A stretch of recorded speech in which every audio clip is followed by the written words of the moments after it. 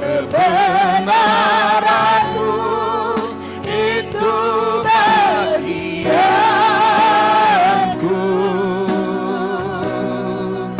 Kaulah yang ku pandang selama hidupku. Mengasihimu, mengasihimu, memuliakanmu, Bapa dan Raja. Mengasihimu, memuliakanmu,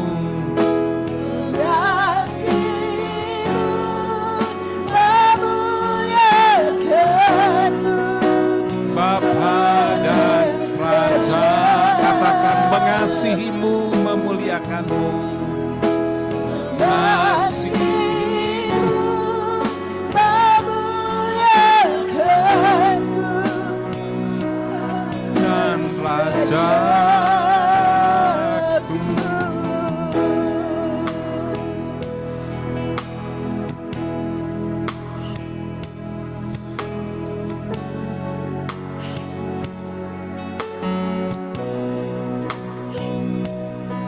Ketika kami mengasihi Engkau, ketika kami mengatakan kami mengasihi, kami tahu Tuhan, kasih-Mu jauh lebih besar buat kami. Engkau segalanya buat kami. Amin. Kami rindu Tuhan. Dari hati kami yang terdalam, kami ingin katakan kepadamu, Engkau segalanya di dalam hidup. Enggak ada yang lain Tuhan. Dunia ini tidak Tuhan. Kebenaran-Mu itu bagianku. Kaulah yang ku pandang, tidak ada yang lain. Hanya Engkau yang mau kami pandang Tuhan. Engkau segalanya buat hidup kami. Apapun permasalahan, apapun yang kami hadapi Tuhan, itu tidak mengubah isi hati kami. Kami mau mengasihi, memuliakan Engkau. Kaulah segala, Engkau segalanya buat hidup kami. Engkau segalanya dalam keluarga kami. Engkau segalanya dalam pelayanan kami. Engkau segalanya Tuhan.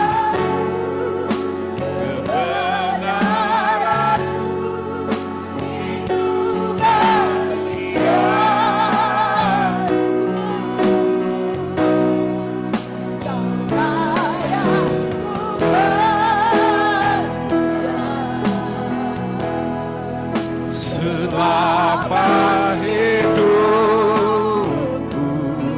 mengasihimu, mengasihimu,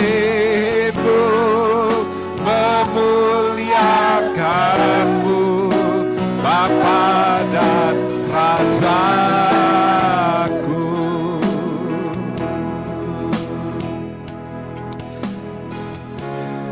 Biarlah di tempat ini Tuhan, Engkau menemukan hati yang terus mengasihi-Mu Tuhan. Tidak memandang keadaan, tidak memandang sekitar Tuhan. Bahkan tidak memandang berkat Tuhan. Tidak memandang Tuhan setiap pergumulan. Tapi hanya memandang Yesus dan mengatakan, aku cinta Engkau lebih dari segalanya. Kami berdoa Tuhan, temukan hati itu di antara kami Tuhan. Hati yang mencintai Engkau dengan ketulusan Tuhan. Bukan karena mengharapkan balasan Tuhan. Bukan karena mengharapkan berkat Tuhan. Tapi karena kami sudah mengalami kebaikan Tuhan. sudah mengalami kasih Tuhan. Oleh karena itu kami ingin mengasihi Engkau seumur hidup kami Tuhan. Mengerjakan apa yang Engkau mau kami kerjakan Tuhan. Sebentar kami akan membaca bagian-bagian firman-Mu Tuhan. Tolong kami untuk memahaminya. Dan tolong Tuhan, Roh Kudus mengajar kami, menaruhkan firman-Mu itu, mengubah pola pikir kami Tuhan, cara berpikir kami, mental kami Tuhan, sehingga cocok dengan firman-Mu Tuhan. Terima kasih Bapa, dalam nama Tuhan Yesus, tolong hamba-Mu Tuhan, dalam segala kekurangan dan keterbatasan pakai hamba-Mu Tuhan. Di dalam nama Tuhan Yesus Kristus, amin. Shalom. Bapak Ibu yang di tempat ini juga yang beribadah melalui Zoom, kita akan mendengarkan firman Tuhan. Saya kasih judul tetap tegar menghadapi pergumulan hidup. Ya, kalau pakai unstoppable terlalu apa unstoppable gitu ya, lampu merah gitu. Unstoppable. Tetap tegar menghadapi pergumulan hidup. Ya. Tegar, amin saudara. Tegar, kasih tahu kiri kanannya, kita tegar gitu ya. Amin. Apa itu tegar? Kita lihat next ya. Tegar itu artinya tabah, tidak dapat dilenturkan, tidak dapat diubah ya. Tegar itu tabah, tidak dapat dilenturkan, tidak dapat diubah. Apapun keadaannya kita kuat, kita kokoh. Mau kita sedang diberkati, kita kokoh. Mau kita sedang tidak menerima berkat Tuhan seolah-olah hidup kita tetap kokoh. Karena kemarin saya dengar istri saya, anak PA-nya ngeluh, kok Tuhan gak jawab doa saya ya? Kok Tuhan begitu sih? Gitu ya. Kenapa? Karena dia melihat Tuhan dengan cara yang keliru. Ya, dia melihat cara yang keliru sehingga ketika tidak mengalami berkat, dia pikir dia tidak dikasihi Tuhan. Tapi hari ini kita mau belajar menjadi jemaat yang tegar. Mau ada masalah tetap cinta Tuhan. Mau enggak ada masalah tetap cinta Tuhan. Mau dapat berkat berlimpah cinta Tuhan. Mau dagangan enggak laku tetap cinta Tuhan. Amin. Amin. Itu jemaat yang tegar. Ya, jadi tegar itu enggak tergoyahkan. Ya. Tapi tegar juga artinya singkatan, saudara, terang dan garam. Amin. Jadi saudara, bukan hanya tidak tergoncangkan, tidak tergoyahkan, tetap kuat dalam seada keadaan, tapi saudara juga jadi terang dan garam, terus jadi berkat. Jangan jadi berkat pas diberkati Tuhan, wah cerita kemana-mana berkat Tuhan. Tapi lagi kesulitan, kita ngeluh kemana-mana. Supaya kita diberkati sama teman kita. Gitu ya. Waduh, saya lagi susah, ini keuangan saya lagi repot. Gitu. Padahal sebenarnya dia mau minta tolong gitu ya. Kenapa nggak langsung minta tolong aja gitu ya. Oleh karena itu, kita mau belajar bersama-sama bagaimana menjadi pribadi yang tegar, kuat, dan terus jadi berkat. Ya. Terus jadi berkat, bahkan dalam kesulitan. Nah, kita mau belajar dari seorang yang luar biasa bernama Daud, ya, kuat menghadapi pergumulan dan terus menjadi berkat. Ya, kita lihat nanti bahwa menjadi orang Kristen itu tidak bebas pergumulan. Ya. Menjadi orang Kristen tidak bebas masalah, tapi Tuhan janji bahwa kita tetap mengalami pertolongan Tuhan. Next kita lihat. Ya, kita akan belajar dari Mazmur 23. Mazmur 23 ayat 1 dan 4 itu tentang Tuhan adalah gembalaku ya. Tuhan adalah gembalaku. Kita baca, saya baca aja ya biar Bapak Ibu dengarkan, serap ini dalam hati. Walaupun ayat ini sering kita dengar, kita nyanyikan, tapi kita akan belajar kembali bagaimana Daud bermazmur, bagaimana Daud menyanyikan pujian tentang kebaikan Tuhan dalam hidup dia. Mazmur Daud, Tuhan adalah gembalaku, takkan kekurangan aku. Ia membaringkan aku di padang yang berumput hijau, ia membimbing aku ke air yang tenang. Ia menyegarkan jiwaku, ia menuntun aku di jalan yang benar oleh karena namanya. Kita baca sama-sama ayat 4. Sekalipun aku berjalan dalam lembah kekelaman, aku tidak takut bahaya sebab engkau besertaku. Gadamu dan tongkatmu itulah yang menghibur aku. Kita baca sekali lagi 3, 2, 1. Sekalipun aku berjalan dalam lembah kekelaman, aku tidak takut bahaya, sebab engkau besertaku, gadamu dan tongkatmu itulah yang menghibur aku. Kita mau belajar ya, sekalipun kita ada dalam persoalan menghadapi kekelaman, ini lembah maut ya. Lembah kekelaman artinya persoalan itu sudah pada taraf hidup dan mati, kira-kira begitu. Saking beratnya apa yang dihadapi oleh Daud, Daud sebut itu sebagai lembah kekelaman. Dan dalam keadaan seperti itu, Daud bisa mengatakan, aku tidak takut bahaya, sebab engkau besertaku. Dan kemudian ditegaskan penyertaan Tuhan dalam bentuk apa? Gadamu dan tongkatmu, itulah yang menghibur aku. Daud sedang berbicara bahwa orang Kristen itu mungkin mengalami lembah kekelaman. Orang Kristen itu tidak bebas masalah. Yang bebas masalah itu orang yang sudah mati, sudah gak ada masalah lagi ya. Oh, yang sudah di surga sudah senang ya. Oleh karena itu di sana tidak ada masalah, di sana sukacita ya. Jadi kalau saudara ingin bebas masalah berarti ingin cepat masuk surga, saudara. Benar ya? Benar gak? Karena yang gak bebas masalah itu hanya di sana. Kalau saudara belum bertobat, belum lahir baru, bukan bebas masalah, saudara masuk neraka gitu ya. Itu masalah yang gak berhenti-berhentinya, masalah yang kekal yang dihadapi. Tapi bagi kita, orang Kristen, kalau mau bebas masalah memang masuk surga gitu ya. Tapi masih banyak kerjaan, jangan dulu masuk surga ya. Kita lihat satu demi satu ya. Next, Mazmur Daud ya. Mazmur Daud, Bapak Ibu yang dikasihi Tuhan, kitab Mazmur ini kitab yang ditulis oleh beberapa orang, bukan hanya Daud. Mazmur 90 itu ditulis oleh Musa. Ada juga Mazmur Asaf gitu. Ada beberapa pemazmur yang menuliskan Mazmur. Tapi yang kita baca hari ini adalah Mazmur Daud. Mazmur itu artinya kumpulan nyanyian, keagamaan dan puji-pujian dari kitab Zabur. Ini kalau kamus bahasa Indonesia, ya kan yang nulis Muslim gitu. Jadi Mazmur itu kumpulan nyanyian keagamaan dari kitab Zabur, Mazmur. Tapi Mazmur sebenarnya artinya puisi yang diberikan nada gitu ya. Jadi kalau kita nyanyi, memuji Tuhan, bukan dengan nyanyian rohani ya. Kan kalau kita nyembah Tuhan, kita kan sering bermazmur gitu. Kita mengungkapkan keajaiban Tuhan, kasih Tuhan diiringi musik atau tidak diiringi musik, itu mazmur juga gitu ya. Saya yakin kita semuanya sudah sering bermazmur, walaupun ini apa yang kita lakukan, itu sebenarnya sedang bermazmur seperti Daud. Tapi yang luar biasa Bapak Ibu yang dikasih Tuhan, Daud ini bermazmur dalam segala keadaan gitu ya. Mau dia susah dia bermazmur, mau dia diberkati dia bermazmur. Dia sedang dikejar oleh Absalom anaknya, dihianati oleh anaknya, dia bermazmur. Dalam keadaan lembah kekelaman dia bermazmur. Oleh karena itu saudara, kita lihat, kita mau seperti Daud, orang yang terus bermazmur dalam segala keadaan. Amin. Jangan hanya di tempat ini saudara bermazmur.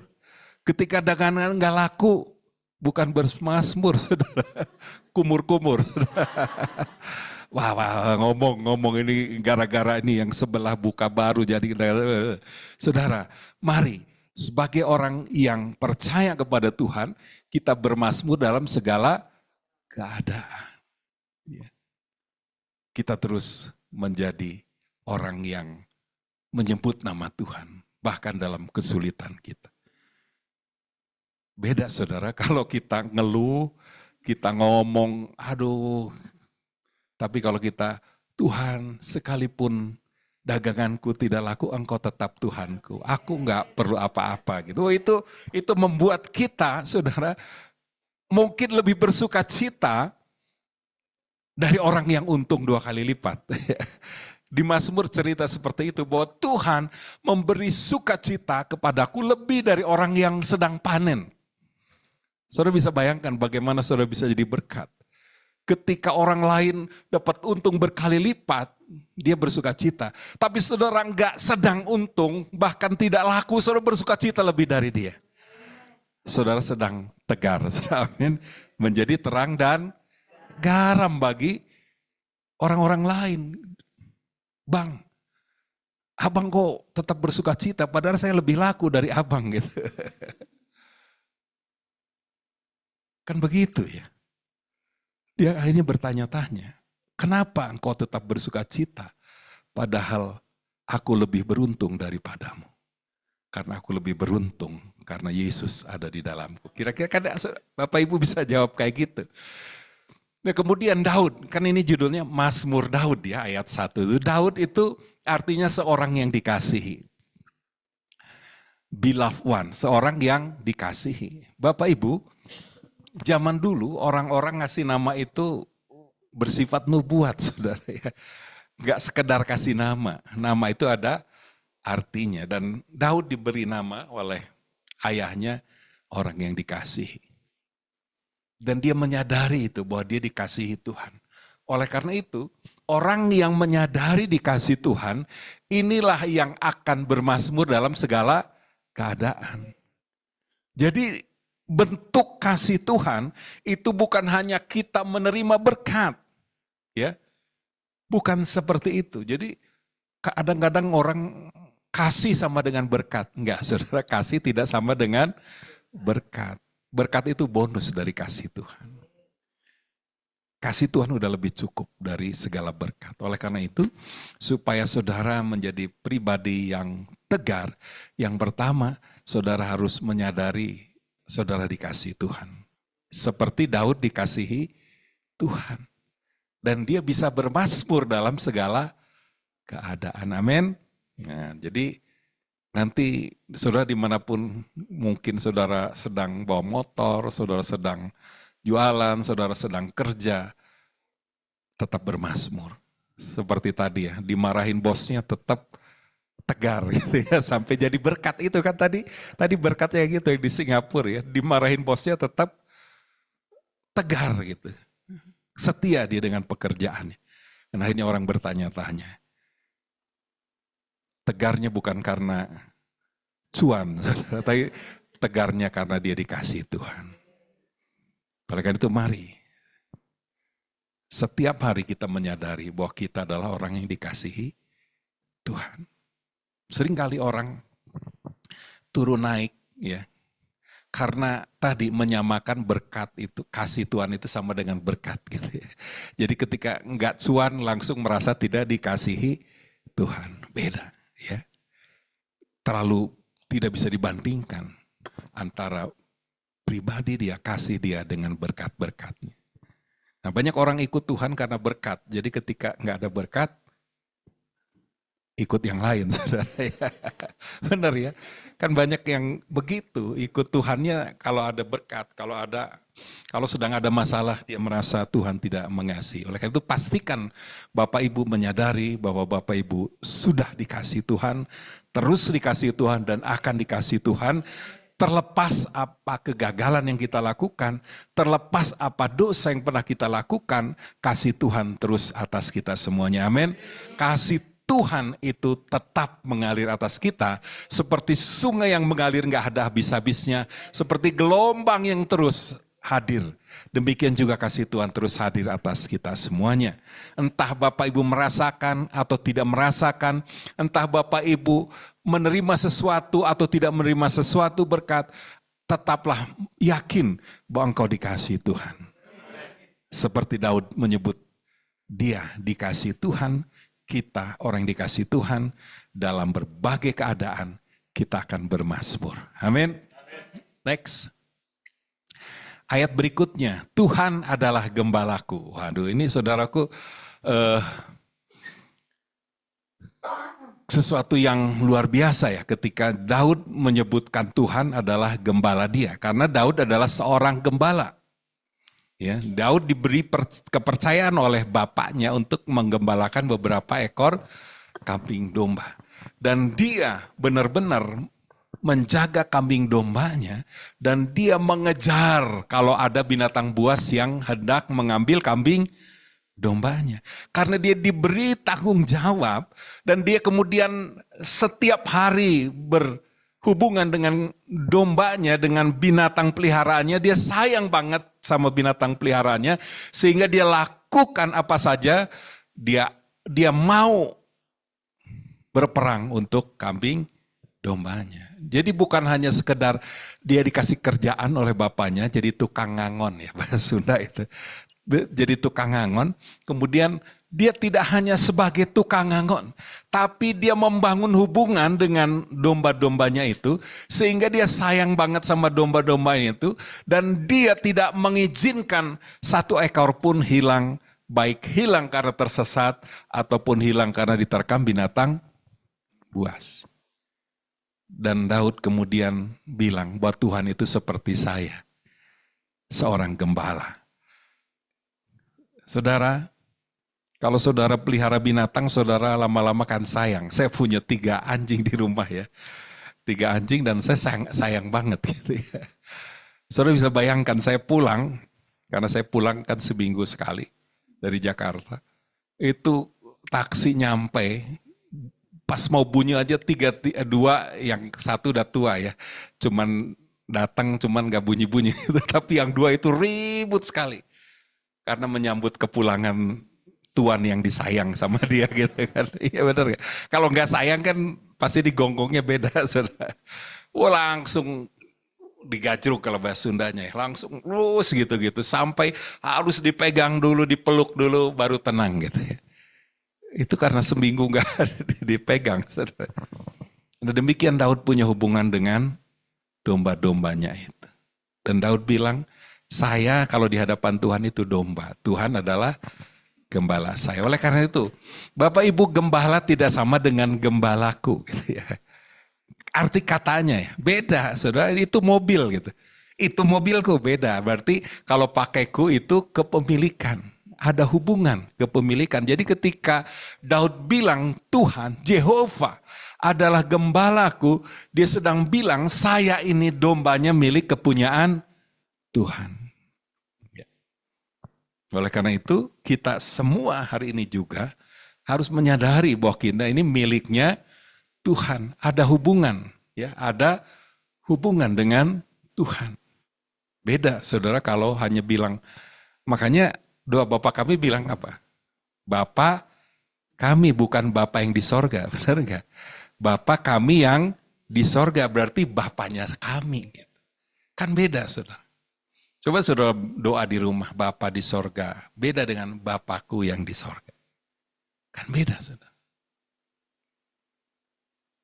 Jadi kalau doa lengkap gitu. Karena Yesus ngajarin lengkap, Bapa kami gitu. Jadi kalau doa Bapakku kalau sendiri. Kalau di sama Bapak kami. Berarti engkau itu, kami ini milik kepunyaanmu. Dan kalau kita menyadari kita dikasihi Tuhan, seperti Daud tadi menyadari dikasih Tuhan. Yang kedua, dia menyadari dia milik kepunyaan Tuhan. Saudara, ketika kita bisa menyebut Tuhan sebagai gembalaku, itu berbicara tentang pengalaman bersama Tuhan. Ya. Jadi kalau nggak ngalami hubungan dengan Tuhan, nggak bisa seakrab itu. Ya. Nggak bisa sedekat itu. Saudara kalau datang ke tetangga, kalau nggak akrab nggak akan bisa ngomong sedekat. Sahabatku gitu. Hubungan kepemilikan Daud milik Tuhan sangat dikasihi Tuhan. Jadi ketika Daud bicara Tuhan adalah gembalaku, dia sedang berbicara saya milik Tuhan. Kalau saya milik Tuhan, saya dipelihara Tuhan. Kalau saya milik Tuhan, Tuhan pasti jagai saya. Kalau saya milik Tuhan, maka gada dan tongkat Tuhan, itulah yang menghibur aku.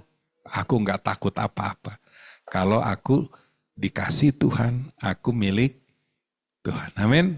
Kita semua adalah jemaat yang adalah kasih Tuhan dan juga milik Tuhan. Bapak Ibu yang dikasih Tuhan, ketika bicara hubungan, saudara, ada 2 hal yang penting ya. Yang pertama, pengalaman itu penting. Pengalaman rohani itu sangat penting. Tapi pemahaman rohani itu sama pentingnya. Nah banyak gereja, mengalami revival, tetapi kemudian berhenti karena berhenti di pengalaman rohani, tidak mengalami pemahaman rohani. Sehingga tidak mengajarkan apa yang seharusnya diajarkan secara akurat kepada jemaat, akhirnya kebangun rohani berhenti. Oleh itu Kolose pasal 3 dikatakan seperti ini. Carilah perkara yang di atas, di mana Kristus ada, itu ayat 1. Tapi kemudian tidak berhenti, pikirkanlah perkara yang di atas. Carilah, ini berbicara kita mengejar sampai mendapatkannya. Seperti seorang gembala yang kehilangan domba, maka dia mencari sampai menemukannya. Dia tinggalkan 99 domba untuk mengejar sampai menemukan. Sama seperti seorang wanita yang kehilangan dirham, kemudian dia sapu bersih, dia kasih lampu supaya dia temukan dan dia sampai temukan. Karena itu, Kolose pasal 3 ayat 1, carilah, maksudnya Tuhan, Paulus mau supaya jemaat itu sampai mendapatkan pengalaman bersama dengan Tuhan. Tapi jangan berhenti, saudara. Karena kalau saudara berhenti di pengalaman dengan Tuhan, saudara bisa berhenti juga. Harus sampai saudara. Juga yang kedua, ayat yang kedua, Kolose pasal 3, pikirkanlah. Pikirkanlah itu bangun pola pikir, mentalitas sampai kita bisa mengerjakan gitu. Jadi bukan hanya belajar Alkitab titik sampai dapat gelar titik, enggak. Tapi sampai kita bisa melakukannya, itu maksud dari Kolose 3 ayat yang kedua. Pikirkanlah. Jadi dua hal ini. Saya kasih contoh buat saudara. Orang Israel keluar dari tanah Mesir. Dia melihat 10 mukjizat, amin, minimal. Sesudah itu masih banyak mukjizat. Tapi dia lihat 10 mukjizat. Dia lihat tiang awan dan tiang api. Tetapi ketika 40 hari Musa naik ke gunung itu dan mereka tidak melihat Musa turun, mereka kemudian membangun berhala anak lembu emas. Saudara, kenapa? Karena mentalitas mereka belum sempat diubah, saudara. Belum dididik, belum perkara-perkara yang di atas itu belum dipikirkan, dibangun, saudara. Oleh karena itu, dua hal ini penting, saudara. Kita nggak boleh mengabaikan salah satunya. Gereja-gereja tertentu kuat di Kolose 3 ayat 1. Mereka buat banyak hal mukjizat. Tetapi beberapa tahun kemudian kehilangan momentum. Tapi ada gereja-gereja yang kuat di Kolose 3 ayat 2. Mereka membangun pengajaran yang kuat. Sekalipun tidak ada mukjizat, tapi mereka mengalami perkembangan. Yang ideal dua-duanya sebenarnya hadir ya. Kita mengalami Tuhan, juga kita mempunyai pemahaman yang baik gitu. Amin. Berikut. Tuhan adalah gembalaku, takkan kekurangan aku. Oh, keren, saudara ya. Aku tidak butuh apa-apa lagi. Ini sebenarnya lebih tepat kira-kira seperti itu. Ketika Daud menulis ini, dia sebenarnya sedang berkata, walaupun ada artinya aku tidak kekurangan. Tetapi yang lebih dalam lagi, yang kalau kita belajar, bahwa dia sedang berkata, Tuhan, kalau engkau gembalaku, aku sudah puas dengan engkau. Aku gak butuh apa-apa lagi. Orang yang tidak butuh apa lagi, tidak akan kekurangan apa-apa. Amin. Kalau orang sudah puas dengan Yesus, saudara. Kalau orang sudah puas dengan Yesus. Kalau orang sudah puas dengan Yesus, dia nggak butuh apa-apa lagi. Oleh karena itu dia tidak akan kekurangan apa-apa, karena dia nggak butuh apa-apa lagi. Karena dia katakan, kaulah segalanya bagiku. Sekalipun jabatanku enggak berubah-berubah seumur hidup. Enggak penting itu bagiku. Aku puas dengan engkau. Sekalipun tokoku cuma satu, warungku enggak berkembang, tapi engkau segalanya bagiku. Kan banyak orang jadikan kekayaan segalanya. Berkat segalanya. Ketika berkat jadi segalanya, ketika berkat itu diambil, maka dia kemudian meninggalkan Tuhan. Tapi Daud, dia katakan, aku tidak butuh apa-apa lagi. Ada banyak anak Tuhan yang kecewa karena dia tidak merasa diberkati Tuhan. Kenapa? Karena dia tidak sedang posisi puas dengan Tuhan. Inilah yang dimaksud cinta mula-mula, saudara. Saya ingat, ketika kita sebagian besar ketika kita percaya Yesus, kita nggak merasa butuh apa-apa lagi. Saya ingat zaman itu orang rela meninggalkan pekerjaannya karena dia sudah merasa puas dengan Yesus. Dia nggak perlu apa-apa lagi. Nggak perlu gelar, nggak perlu jabatan. Yang penting Yesus. Inilah yang harusnya menjadi dasar kita orang percaya membangun kehidupan kita. Ketika kita puas dengan Yesus, inilah yang harus menjadi dasar ketika kita memulai bisnis kita. Ketika kita mulai pekerjaan kita, kita harus didasari bahwa Yesus segalanya, aku puas dengan Yesus. Yang lain itu tambahan aja. Gitu. Amin, saudara. Jadi saudara akan masuk ke dalam dimensi di mana saudara, kondisi rohani saudara tidak tergantung berkat. Amin. Cinta saudara kepada Tuhan tidak tergantung berkat. Pelayanan saudara kepada Tuhan tidak tergantung berkat. Karena keinginan kita hanya ingin mengasihi, memberkati Tuhan. Karena kita sudah puas dengan Tuhan. Ya, amin saudara. Jadi kondisi ini membuat kita tidak akan merasa kekurangan, saudara. Bukan berarti realnya selalu berkelimpahan, berkecukupan, enggak seperti itu. Tapi hatinya selalu merasa tidak kurang, saudara. Sekalipun dompetnya tipis, saudara. Tuhan, aku puas dengan Engkau. Mau tebal, mau tipis, enggak ngaruh Tuhan. Cintaku kepada Tuhan sepenuh hati. Amin, saudara. Tidak tergantung dompet, tidak tergantung tabungan, saudara. Karena ada orang yang gelisah tabungannya sudah tipis, saudara. Itu yang punya tabungan, yang gak punya tabungan, gelisahnya lebih lagi, saudara. Gimana caranya supaya saya punya tabungan, gitu ya. Tapi kita semuanya tidak tergantung tabungan, amin. Tidak tergantung pohon ara, tidak tergantung mau ternak kita berlimpah, panen kita berlimpah itu tidak mengganggu sukacita kita tuh. Karena pemazmur bilang gitu, Tuhan memberikan sukacita kepadaku lebih daripada ketika mereka itu panen besar. Itu orang yang puas dengan Tuhan. Saudara masih ingat kisah wanita Samaria? Dia datang siang-siang nimba, kemudian ketemu Yesus. Kemudian Yesus bilang, kalau kamu tahu dengan siapa engkau berbicara, niscaya engkau akan meminta air kepada dia. Dan air yang akan kuberikan tidak membuat kamu haus lagi. Malah akan menjadi mata air sampai kepada kekekalan. Yesus bilang, kamu kalau aku mendapatkan aku, engkau puas. Engkau tidak memerlukan apa yang ada di dunia lagi. Amin. Ini cara pikir yang beda dengan dunia. Ini susah, ini sesuatu yang susah kan. Gimana supaya kita punya pola pikir seperti ini harus terus diajarkan kepada kita semuanya. Sehingga tidak terikat lagi kepada dunia ini. Kan dunia berusaha mengikat kita supaya kita bergantung kepada dunia ini. Yesus bilang, manusia tidak hidup dari roti saja. Artinya manusia tidak boleh terikat kepada dunia ini dan apa yang ada di dalamnya. Biarlah hati kita yang terus terikat kepada Tuhan Yesus. Amin.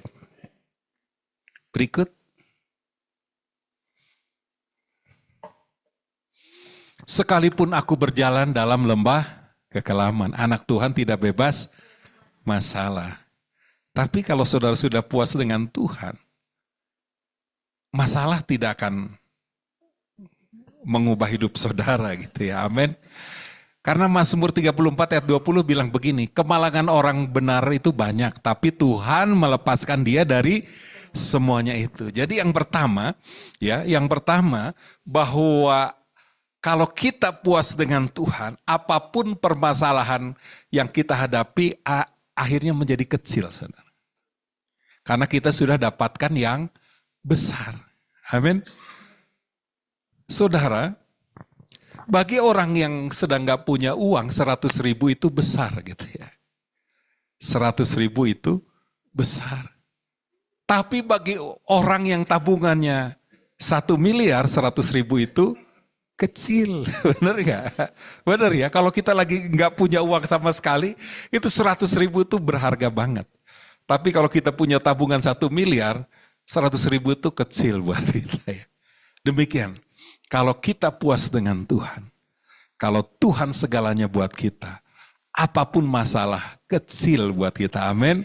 Bukan hanya kecil, Tuhan janji bahwa Tuhan melepaskan dia dari semuanya itu, amin.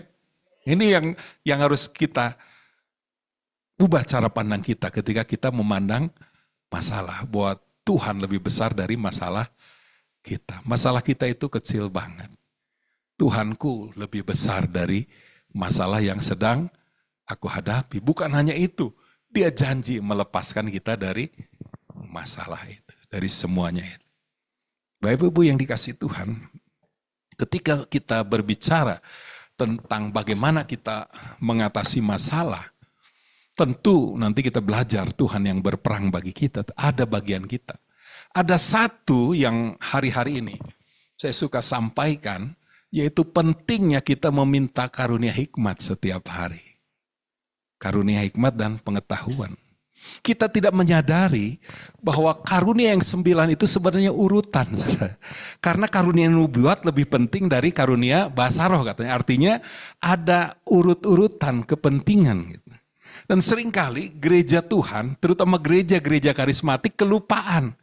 Kita fokus, saya pernah melakukan survei kepada para pendeta di GKKD, saya survei, ternyata nggak ada tuh yang menempatkan karunia hikmat itu sebagai yang utama. Gitu ya. Yang utama itu karunia iman dan karunia bahasa roh. Saudara. Padahal Alkitab catat urutannya karunia paling atas itu karunia hikmat dan pengetahuan. Yang paling bawah karunia bahasa roh dan menafsirkan. Saudara, betapa powerfulnya kuasa hikmat bagi kita. Kenapa? Karena dengan hikmat kita bisa menyelesaikan banyak masalah, bukan hanya masalah pribadi kita, tapi masalah keluarga, masalah kota ini, bahkan masalah bangsa ini. Dan saya menyadari bahwa kebun rohani yang terbesar yang pernah terjadi di dunia ini, itu ketika zaman Salomo. Zaman Salomo itu zaman keemasannya bangsa Israel. Tidak ada zaman sehebat itu pada masa itu. Bahkan, saudara, saking banyaknya emas zaman itu tidak terhitung. Perak itu nggak ada harganya. Itu berbicara bagaimana Tuhan memberikan karunia hikmat kepada Salomo, dan Salomo kemudian mengubahkan dunia pada masa itu. Bangsa demi bangsa datang untuk melihat hikmat Tuhan. Itulah kebun rohani yang terjadi pada masa perjanjian lama. Dan saya mau, dalam batin saya menyadari itu juga yang akan terjadi ke depan. Ketika gereja mulai kembali meminta hikmat, seperti Salomo meminta hikmat, bukan untuk menyelesaikan masalah pribadi dia, tapi untuk menyelesaikan masalah keluarga demi keluarga, untuk menyelesaikan masalah di kantor-kantor yang enggak tahu jawabannya, untuk menyelesaikan masalah-masalah bangsa ini, dibutuhkan hikmat dari Tuhan. Dunia punya hikmat, saudara, tapi dunia terbatas. Tapi Allah tidak terbatas. Dia memberikan karunia. Mulai hari ini minta setiap hari, Tuhan beri aku hikmat. Kan kita masih ingat dulu kalau retreat itu yang terutama kita doakan bahasa roh, saudara. Tidak salah, saudara. Tapi kita lupa bahwa Tuhan sebenarnya memberikan sesuatu yang luar biasa yang selama ini tidak diminta. Itu diminta oleh Salomo. Berikan aku hikmat untuk mengelola bangsa ini. Dan ini yang kita mau minta juga hari-hari ini. Tuhan berikan hikmat bagi kami. Untuk kami boleh Tuhan. Bukan hanya melepaskan kami dari masalah kami. Tapi kami ingin menjadi jawaban atas masalah-masalah keluarga-keluarga yang sedang bermasalah. Menjadi jawaban atas sekolah-sekolah yang butuh jawaban. Menjadi jawaban atas kota dan bangsa ini. Amin. Nah, ini indah saudara ya. Jadi ini salah satu yang diperlukan ya. Untuk kita bisa lepas atau mengalami pertolongan dari masalah kita. Berikut, aku tidak takut bahaya sebab engkau besertaku. Yang pertama, penyertaan Tuhan membuat kita menang dan berhasil ya. Penyertaan Tuhanlah yang membuat kita menang dan berhasil, bukan kuat dan gagah kita. Kita lihat, penyertaan Tuhan juga dapat dilihat orang. Ini yang tadi tegar itu terang dan garam. Bisa dirasakan orang. Kalau Tuhan menyertai saudara, maka sebenarnya tetangga saudara tahu bahwa Tuhan menyertai saudara. Seharusnya mereka melihat ada Tuhan yang menyertai saudara. Kita lihat contohnya. Dari Kejadian pasal yang 39 ayat 2 dan 3. Tetapi Tuhan menyertai Yusuf sehingga ia menjadi seorang yang selalu berhasil. Saudara lihat, penyertaan Tuhan yang membuat dia berhasil. Saudara boleh punya pendidikan tinggi, pengalaman hebat, tapi kalau Tuhan tidak menyertai saudara, saudara tidak selalu berhasil. Tapi kalau Tuhan menyertai, maka selalu berhasil dalam pekerjaannya. Maka tinggallah ia di rumah tuannya orang Mesir itu. Setelah dilihat, saudara lihat, setelah dilihat oleh tuannya bahwa Yusuf disertai Tuhan, bahwa Tuhan membuat berhasil segala yang sesuatu yang dikerjakannya. Maka kemudian dia mempercayakan seluruh kekayaannya untuk dikelola oleh Yusuf. Tidak ada satupun yang dikecualikan. Karena dia tahu Yusuf ini orang yang disertai Tuhan. Dan kalau orang disertai Tuhan dia pasti berhasil. Oleh karena itu dia serahkan seluruh kekayaannya kepada Yusuf. Karena dengan demikian dia menyerahkan kepada Tuhan. Keren saudara. Kalau saudara disertai Tuhan, sebenarnya tetangga kita bisa lihat. Bos saudara bisa lihat. Walaupun gak ngomong kayak Potifar, Tuhan menyertai kamu. Tapi dia akan mempromosikanmu. Dia akan memberi kepercayaan kepadamu. Dunia akan mempercayakan banyak kepadamu. Ketika penyertaan Tuhan dalam bentuk tadi karunia hikmat berlimpah-limpah kepada saudara.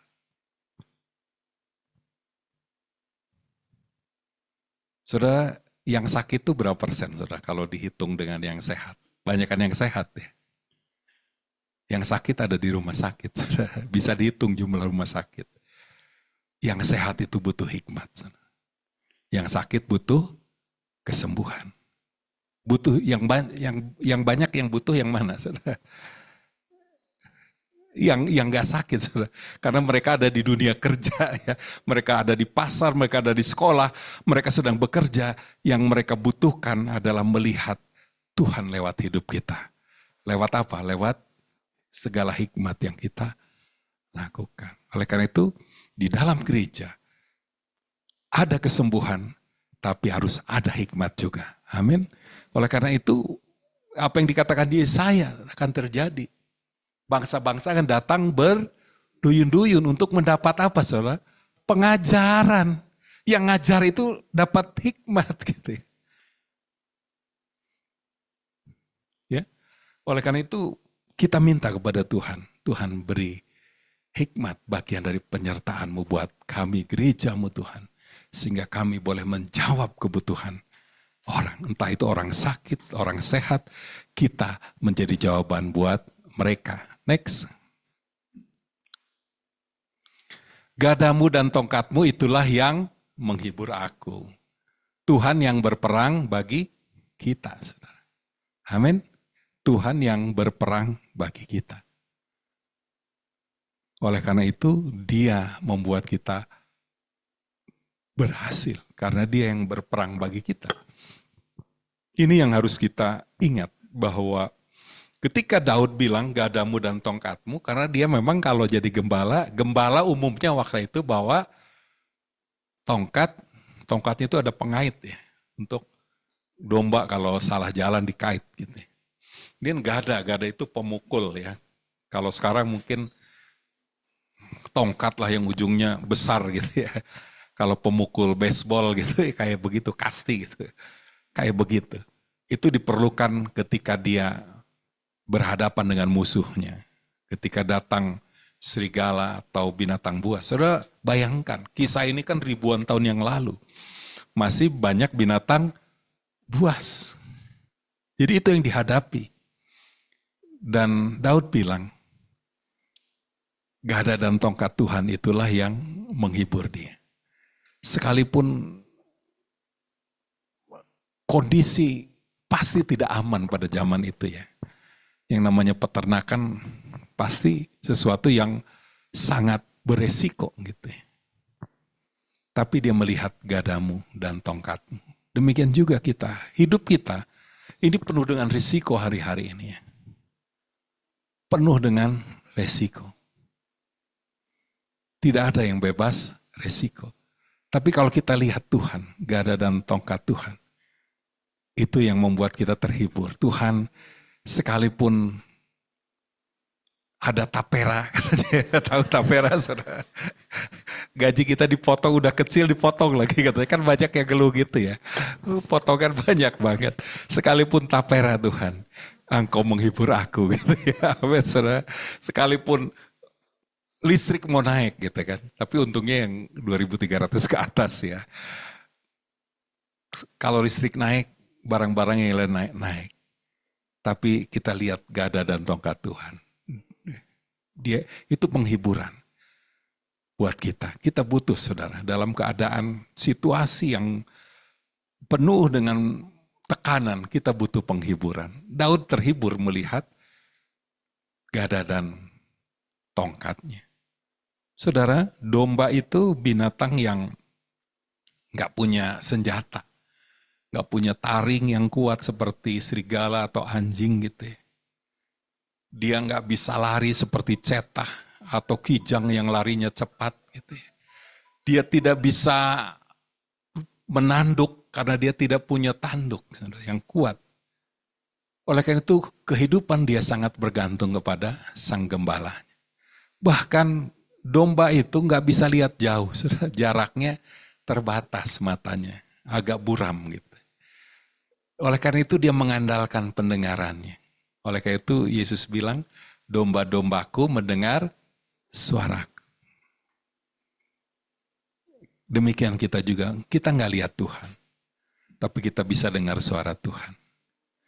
Kita bisa baca lewat firman-Nya, kita bisa lewat penyembahan kita dengarkan arahan Tuhan. Domba gak punya kekuatan, tapi ada gembala yang berperang bagi dia. Amin. Next. Oh sudah habis ternyata ya. Masih kurang ternyata. Baik kita bangkit berdiri.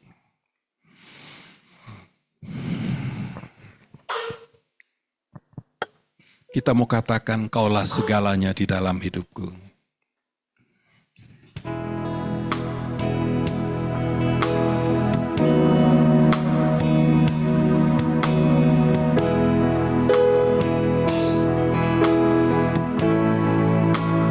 Kita katakan kaulah segalanya.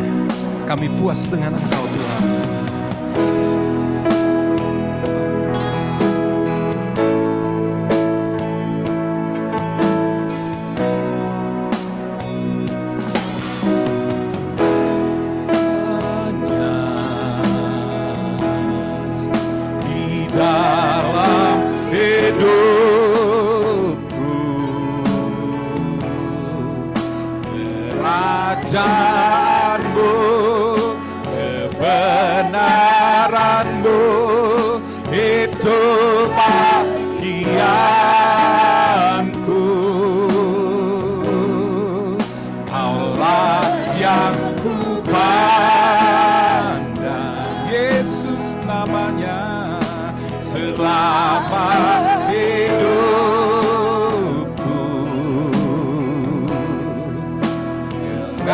Kasih-Mu memuliakan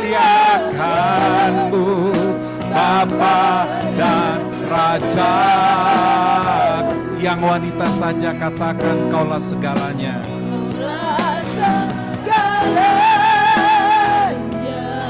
Tidak ada yang lain di bumi ini.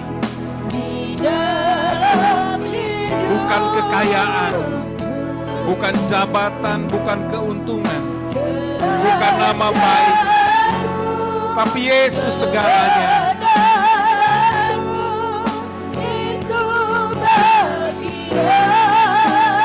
Selama hidupku, seumur hidupku, hanya Engkau yang akan kami pandang, yang akan kami rindukan, yang akan kami mimpi-mimpikan.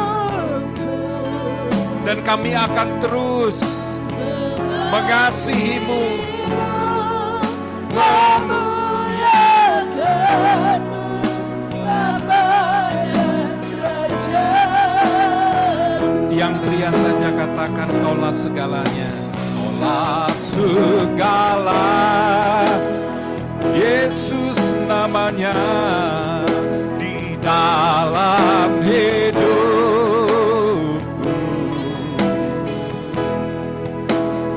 Kerajaanmu, kebenaranmu, itu bagianku. Yesus kami pandang, Kaulah yang ku pandang selama hidupku.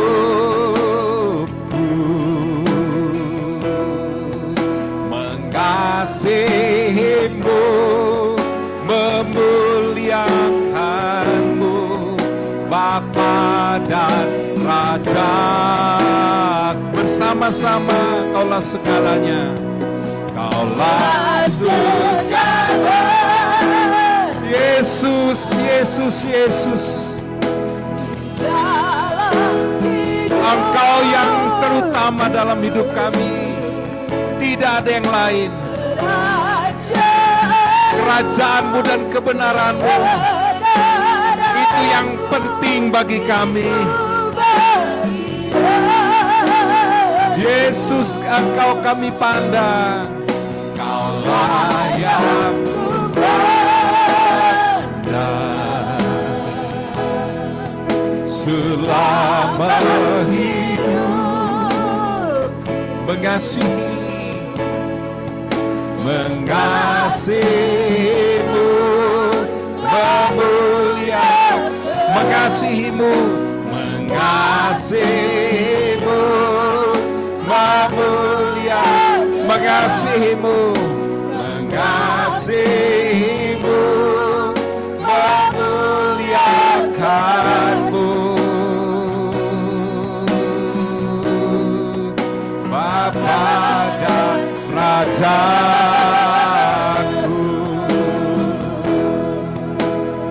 Terima kasih Bapa untuk kami boleh diberi kesempatan mendengarkan firman-Mu, memuji dan menyembah-Mu. Kami bersyukur Tuhan. Biarlah apa yang kami sudah dengar itu menjadi bagian pemikiran kami, menjadi mentalitas kami Tuhan. Menjadi orang-orang yang terus meyakini dikasihi, disertai, bahkan Tuhan berperang bagi kami. Terima kasih, Engkau segalanya buat kami. Tidak ada yang lain di bumi ini yang bisa menggantikannya Tuhan. Hanya Yesus. Di dalam nama Tuhan Yesus kami mengakhiri pemberitaan firman Tuhan ini. Amin. Oleh saudara berkat. Mari Bapak Ibu angkat kedua belah tanganmu, kita menerima berkat Tuhan. Arahkan hati dan pikiranmu kepada Dia sumber berkat. Tuhan memberkati engkau dan melindungi engkau. Tuhan menyinari engkau dengan wajahnya, memberi engkau kasih karunia. Tuhan menghadapkan wajahnya kepadamu dan memberi damai sejahtera. Biarlah segala berkat ini mengalir atasmu. Engkau diberkati di dalam pekerjaanmu, di dalam usahamu, di dalam pendidikanmu, di dalam pelayananmu. Diberkati engkau dengan segala yang baik. Terutama biarlah hikmat dari Allah yang Maha Tinggi itu seperti Engkau memberikan hikmat kepada Salomo, seperti Engkau memberikan hikmat kepada Yesus Kristus Tuhan. Biarlah hikmat itu turun atas kami semuanya di dalam nama Tuhan Yesus Kristus. Amin.